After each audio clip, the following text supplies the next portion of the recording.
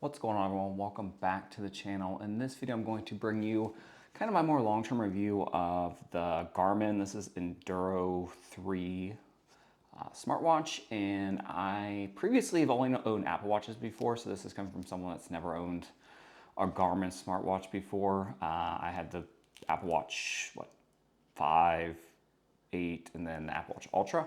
And the only reason I switched to this, I love the Apple Watches, but I switched to an Android phone, so there's no way to, keep this and rock an Android, or keep the Apple Watch and rock an Android phone at the same time. They just don't work together.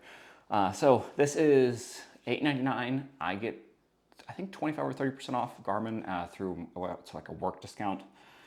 So I got it for around, I think, $700 is what I paid for it with taxes and everything.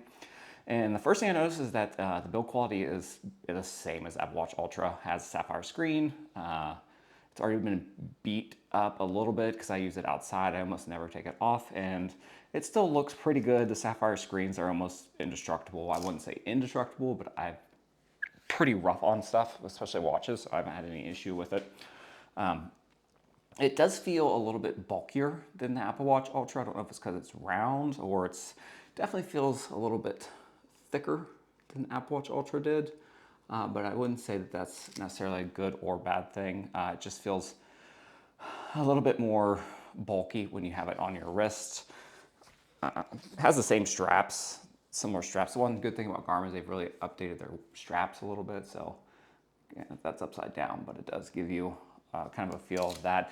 I think it feels a little bit better built than the Apple Watch Ultra. It just feels a little bit more rugged, but it also, I don't think, looks as stylish. So you can definitely tell this is probably someone that's, I don't know. I'm not a super active. I'm somewhat active, but I wouldn't say that I'm like a triathlon, marathon type active. But it does also have a solar feature, which I like.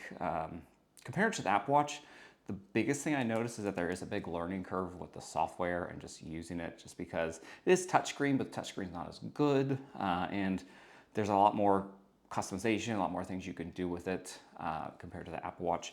It does do a lot better job of reading your heart rate and things like that. So I think the sensors on here are probably significantly better than the Apple Watch.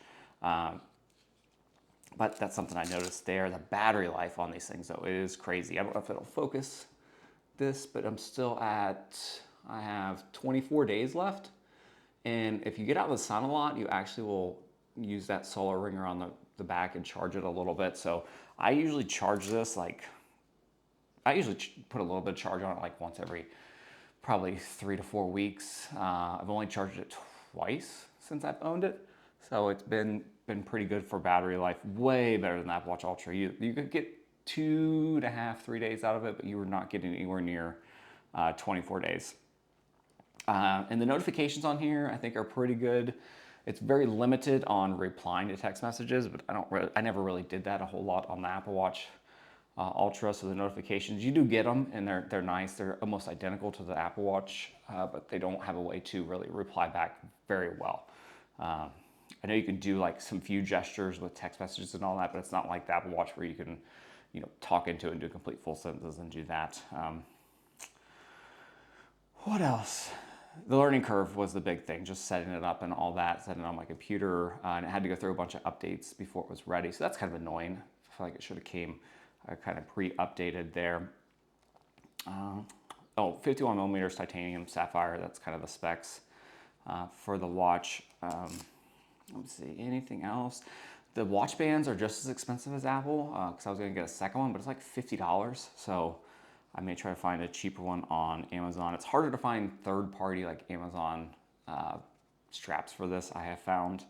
But besides that, I'm really liking it. The battery life, I think the sensors are better. I like that I get notifications, but I don't really have to pay attention to them too much.